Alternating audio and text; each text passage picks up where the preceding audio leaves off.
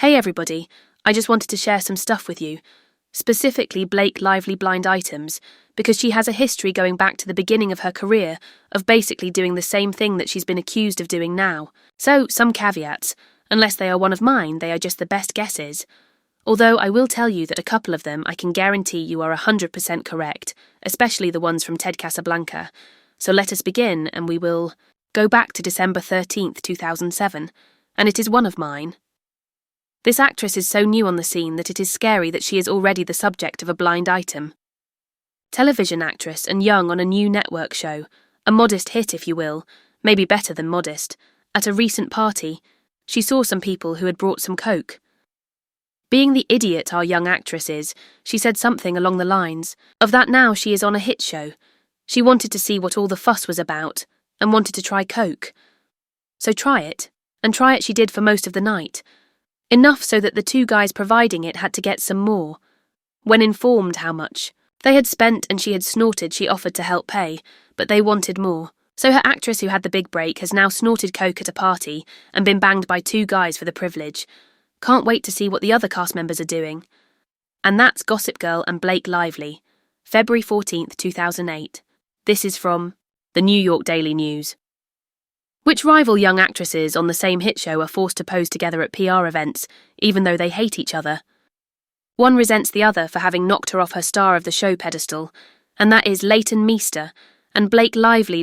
June 5th, 2008, one of mine. At this point, this is the only thing keeping this on and off screen couple from that new, York teen show together are the cameras and the publicity they get for being together.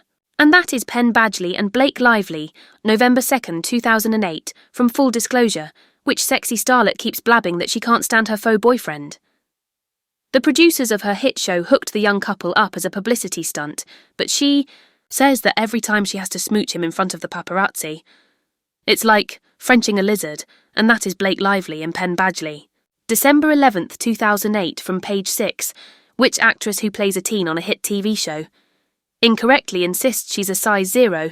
Employees at a clothing line have to remove all the bigger size labels from garments they send to her to keep her happily deluded. And that is Blake Lively, June 29th, 2009, from New Weekly magazine.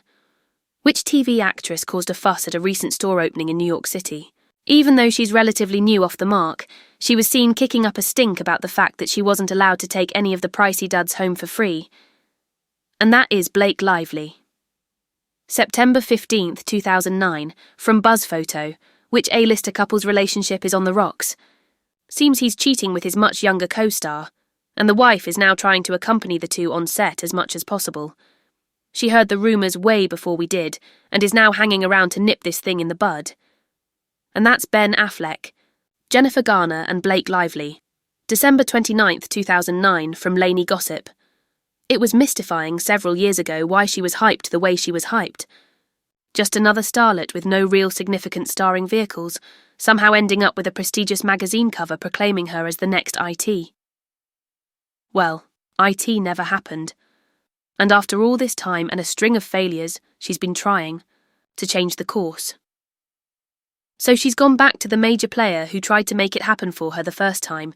There was an arrangement back then, her sexual services for his professional services, and apparently the same arrangement was resurrected, recently in the hopes that she'll finally confirm a juicy role to kickstart a stagnant career. Never mind that he's married, his wife benefits handsomely from his generosity, and while he may not fulfill her with fidelity, he certainly makes up for it through client exchange. Probably better that way.